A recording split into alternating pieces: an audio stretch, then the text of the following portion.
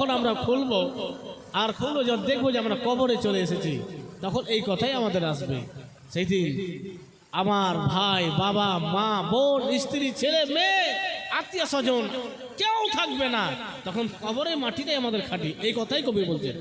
একটু নিজের মনকে, নিজের মৃত্যুকে স্মরণ করে কবরস্থানের দিকে নিয়ে যান। আর এই গাজালটাকে শুনেন। ও গো কবর গাহে